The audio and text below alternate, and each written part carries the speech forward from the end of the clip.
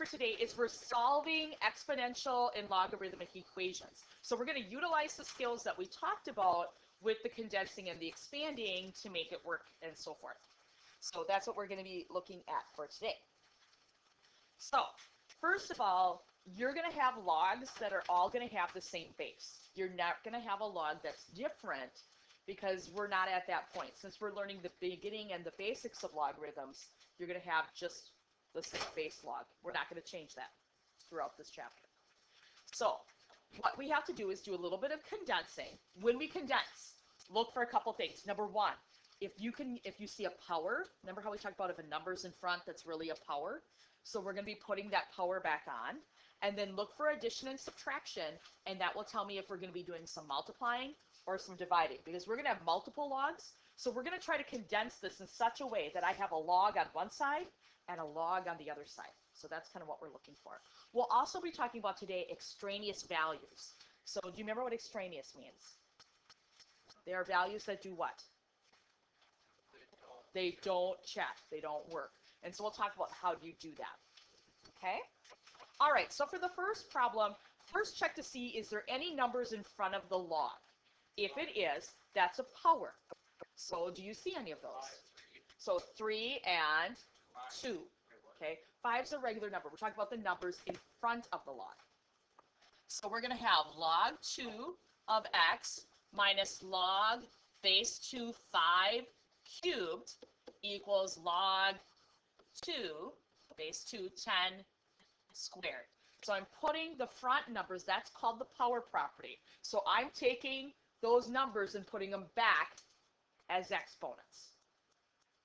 Okay, because we have multiple logs here and we're going to try to condense, and if we're going to condense, we have to get the powers back where they need to be. Okay, next, I see some subtraction. Because see how we have 2 logs on this side? I need to condense that so there's only 1 log.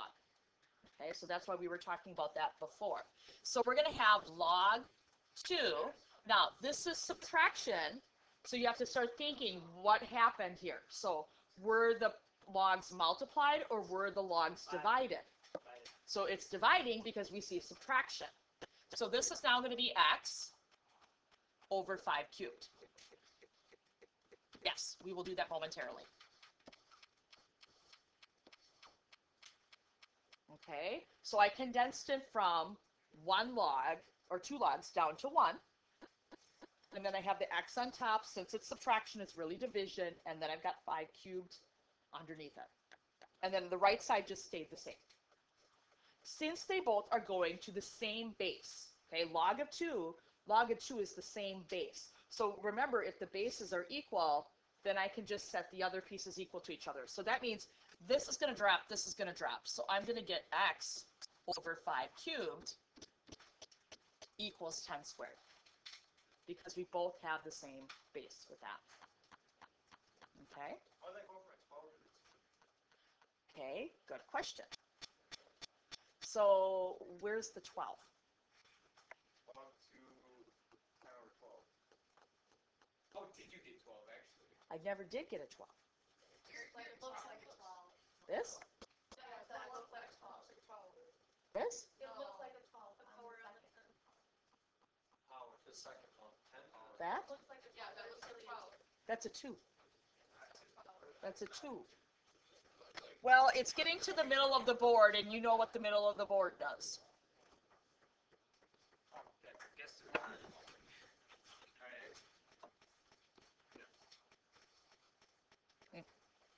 Okay. Okay. Now that I have this, so this is just 10 squared. So that's 10 squared. And so now what I can do is evaluate that 5 cubed, which is going to be 125. And evaluate the 10 squared, which is going to be 100. Okay. And then now I'm going to solve for x. So how can I solve for x? Right, we're going to multiply both sides by 125.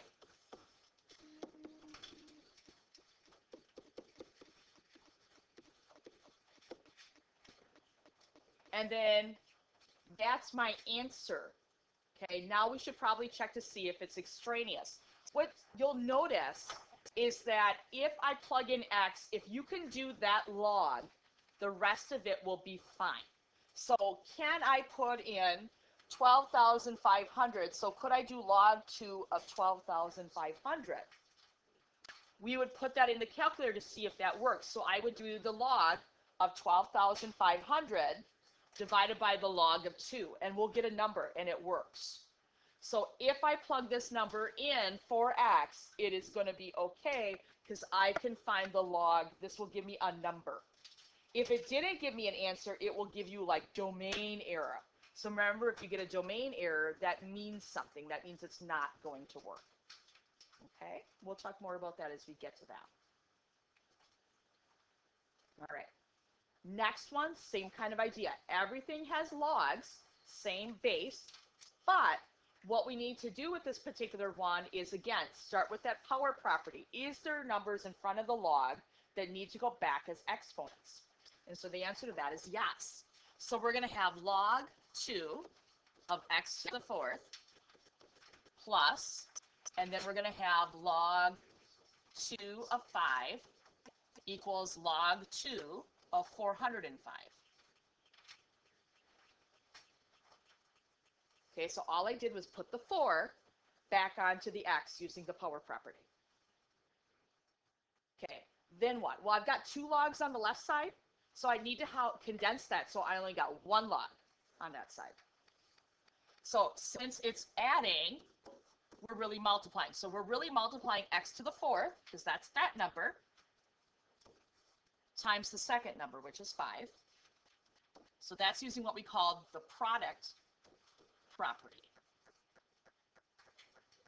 So now I've got log x to the 4th times 5 equals log base of 2 to the 405. We're trying to make it smaller because I need a log, just 1 log on that side, not 2. Now, since they both have the same log, these can drop. So now I'm going to have 5x to the 4th, if you're okay with me putting the 5 in front, yes, equals 405. So again, I need only 1 log on one side, 1 log on the other side. So I need that. Yeah, they just go.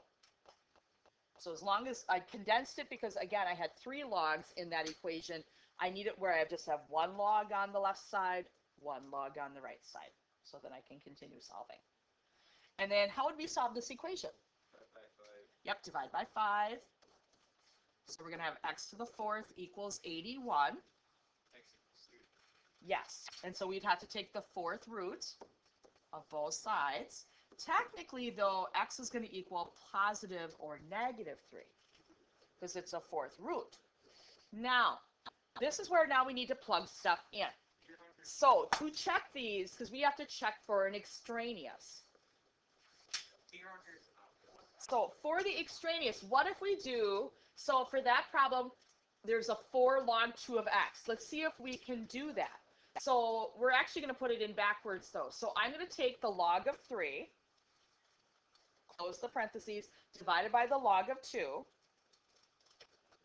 and multiply that by 4, and make sure a number comes out. And it does. So I'm good. If I tried negative 3 in the calculator, so I would do log of negative 3 divided by the log of 2, and you hit equals, you're going to get a domain error. So what that means is that value is bad. Wait, what did you? You're typing it in with the calculator. So you're plugging back in for x to see if these values work.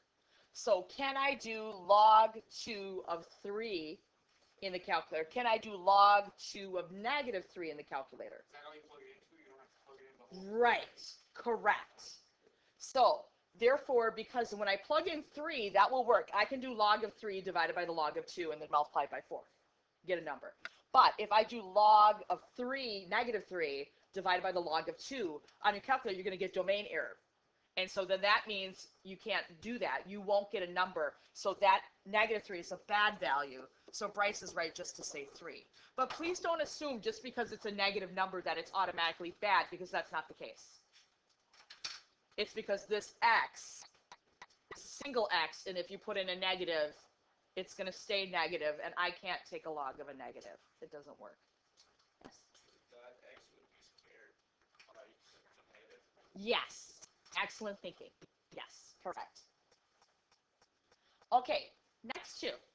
So the next two, again, we have a little bit more of a power property on there, and then it's kind of like no different than the other ones. And then 4 is where we have ln. What is ln again? Natural log. And some people are like, well, what's the difference? Again, remember, natural log is when it's base e. So we were kind of talking about that number e. Okay, so just as a reminder. So this one is fine for my log 3 of y. There's really nothing I can do that. I have to do some major condensing here. So the numbers in front have to go back as exponents. So we're going to have log base of 3 to the 16 to the 1/4 power plus log 3, 64 to the 1/3 power. Okay, make sure some of you guys are taking notes of this. This is not the easiest stuff in the world. So make good choices. Okay, so before we go any further, do you think we could figure out what is 16 to the 1/4 or 64 to the 1/3?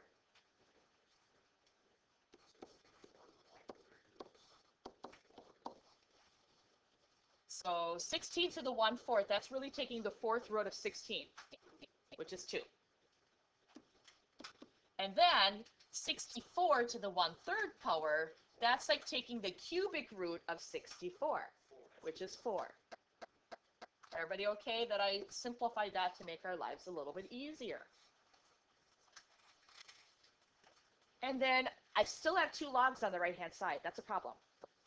So therefore, we're going to have log 3 of y. Okay. And then we're going to have log 3. Now, how did you get 8? I multiplied. Okay. So we're going to have 2 times 4, because if we're adding, we're really multiplying. So, right, we're going to have log 3 of y equals log 3 of 8. And now, since I have a log on one side and a log on the other side, it can just go away, and y equals 8. And we could plug it back in and say, can I do log 3 of 8?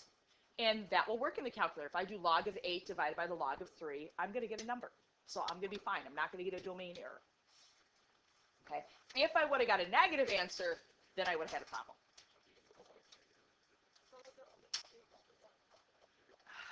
But it depends. Like in this case, what if we get a negative number here? Could it be okay? Let's go back to Luisa's question. So if I get a negative value, it would be okay, because if I plug it in, a negative squared will still become positive and I'll be fine. So it depends on the context of the problem with that. Okay, even though it's a natural log, still done the same way. So as long as you have the same log on each side, you can't have one side be log and have one side ln, because those are different bases. Okay, so that's not going to happen here. So for this one, there's not a separate ln here. I don't need to condense this. This is condensed. So I can just say x squared plus 3 equals 4, because I have one ln on one side and one ln on the other. So this was actually easier. It's just a natural log, though. And so what would we do to solve this one? Yeah, what would we do for algebra? Yeah, subtract 3. So we'd have x squared equals 1. Okay, now what? Square root. And then we're going to get plus or minus 1. And because the negative is getting squared anyway, we're okay. We're going to keep both values. And so we're good to go. Okay. Okay, we have 2 more. The next one's a little bit goofy. So I think we're going to do that one last, because that one is a little bit more of a challenge for that one. So we're going to go to 6, then come back to 5.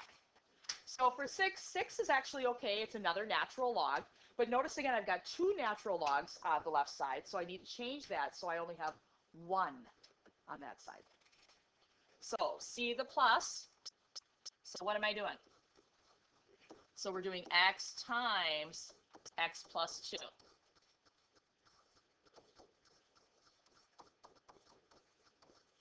Okay? So I want to condense this on the left side so I have only one natural log. And so what property do you think we're going to do here? Distribute. So x times x, the x squared, x times 2, it's 2x. And then the other side, I'm just going to have ln of x plus 6. And since I have the same base on both sides, I feel like I'm rushing too fast. Are we doing okay?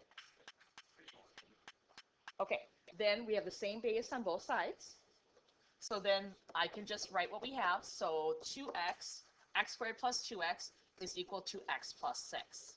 Now, this one's a little bit harder because this equation is what kind of equation? Starts with a Q. This is quadratic. So we're going to make one side equal 0, and then we're going to do your favorite, factor. Well, unless you want to do the quadratic formula, which you could.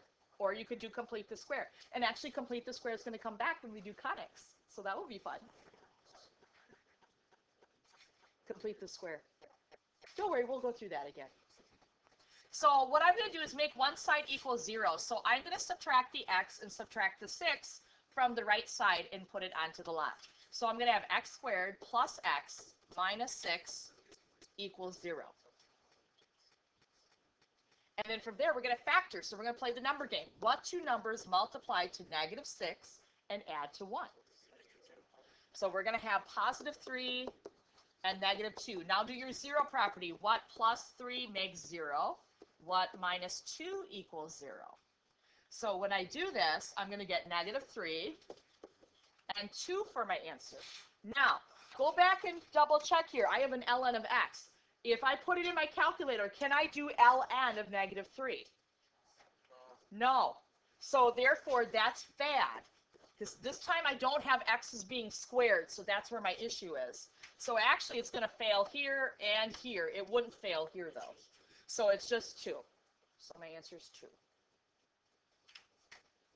All right. Now I saved the last problem for a purpose for this one. There's a couple of different approaches you can do with this one.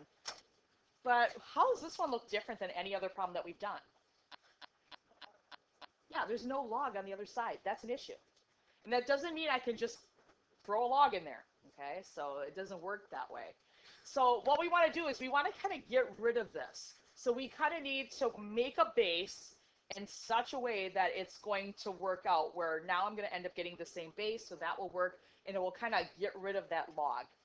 Okay, and so for doing that, what you're going to do, there's a couple of different approaches. If this was just a number, then I could turn this into like a base of 8. So I could kind of figure out like whatever log to the base of 8, you know, what number would make 2/3.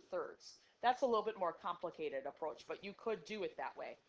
But the other way to do it is to make the same base. So therefore, see how this is a log of base 8? So I'm going to make a big 8. So both sides get a big 8. And we'll do another sample of this when I give you your worksheet too. So therefore, we have a big 8. Now that means I'm going to shove this as an exponent. So now this is going to become little log 8, parentheses, x squared minus 5. And the 2/3 will now become an exponent. Yeah, so we're trying to make it work so it has the same base, because remember, it's all about the base. Okay. Then I can drop, these cancel here. That's more of a complicated approach to say that. So for this one, the reason why is that the 8 and the log of 8, they're kind of like going to inverse each other out. So that's the best way I can say it. So then we're going to have, but that's not going to be the case here because you don't have that happen. So we're going to have x squared minus 5.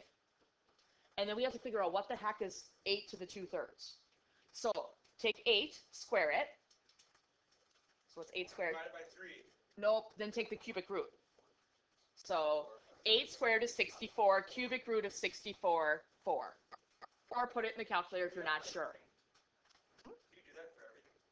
All for x. And then from here, add 5 both sides. We'll have x squared equals 9. Square root that. We'll get plus or minus 3. This is squared, so I can keep the negative value. It's okay, because negative 3 squared will give me a positive number. So I'm going to keep both values. What do you do if you can't just cancel that left log out? You always can, as long as it's the same number as your log base. But it's not. Well, then you wouldn't do that. You would want to have the same numbers, so that's kind of the approach that you're going to go at. And that concludes this podcast.